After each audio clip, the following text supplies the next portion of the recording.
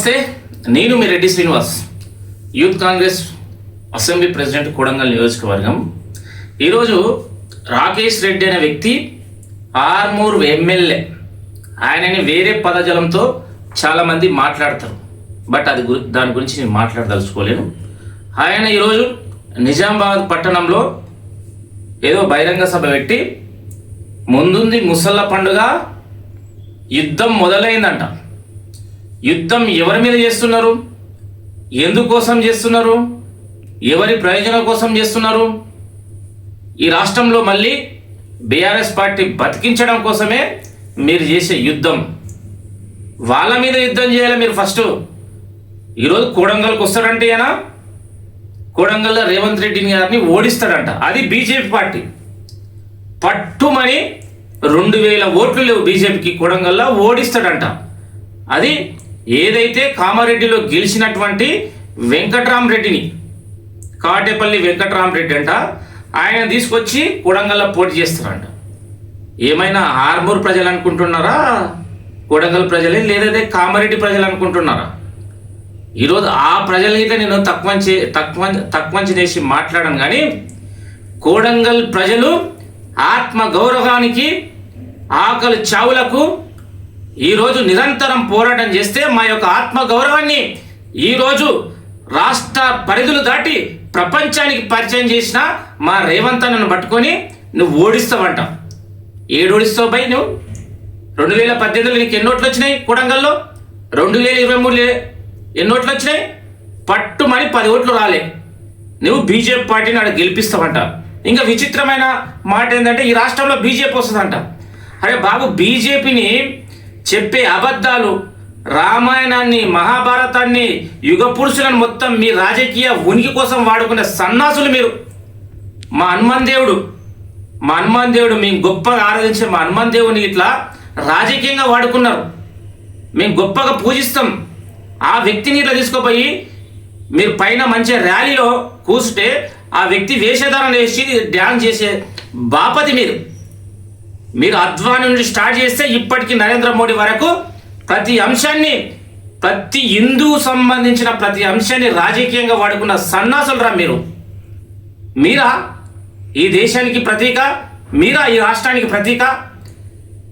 సర్వమతం సంబంధించిన ప్రజలు ఈ దేశంలో ఉన్నారు, వీళ్ళందరినీ కాపాడాలని భారత రాజ్యాంగానికి ప్రతీక అయినటువంటి కాంగ్రెస్ పార్టీని, అదేవిధంగా మా రేవంత్ అన్నని ఈరోజు వచ్చి మీరు ఏదో పొడుస్తారంట.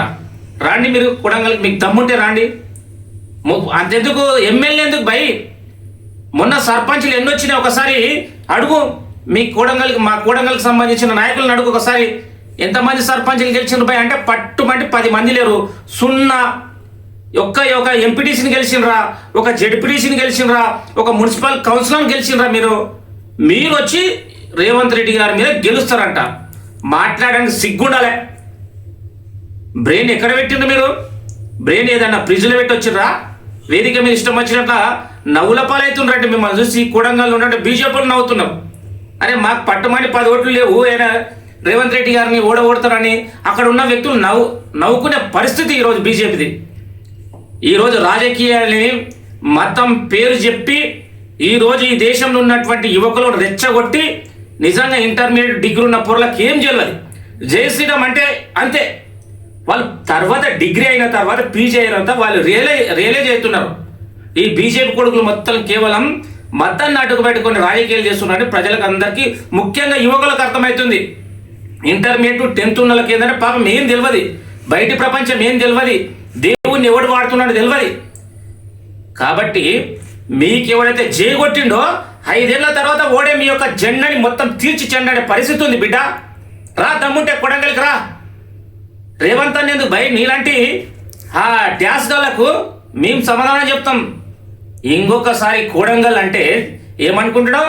కొడంగల్కి వచ్చి చూడు. ఇంతకుముందు నా కొడంగల్ వేరు, ఇప్పుడున్న కొడంగల్ వేరు. ఈరోజు అభివృద్ధి పదంలో దేశంతో పోటీ పడుతుంది మా నియోజకవర్గం. మా ముఖ్యమంత్రి గారు అంత గొప్పగా ప్రయత్నం చేస్తున్నాడు. ఆయన్ని పట్టుకొని కొడంగల్లో ఓడిస్తారంట. ముందుంది ముసళ్ళ పండుగ అని చెప్తున్నా సన్నాసి రాకేష్ రెడ్డి నీలాక ఎర్రచందనం బిజినెస్ చేసి ఈరోజు అనేక మంది సాగు కారణమైన నువ్వా మా రేవంత్ అన్న గురించి మా కోడంగల్ ప్రజల గురించి చెప్పేది. తస్మాత్ జాగ్రత్త.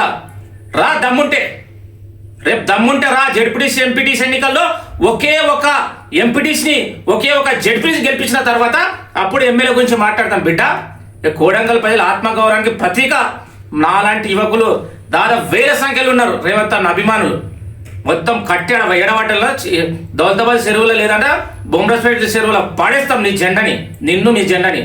తస్మాత్ జాగ్రత్త. ఇష్టం వచ్చిన మాట్లాడితే తగిన శాస్తి జరుగుతుందని గుర్తు చేస్తూ, రేవంత్ అన్న పోటీ చేసిన రోజులు కోడంగల్లో ఎవడు పోటీ చేసడానికి ఆస్కారం లేదు. అంత గొప్పగా డెవలప్ చేస్తున్నాడు.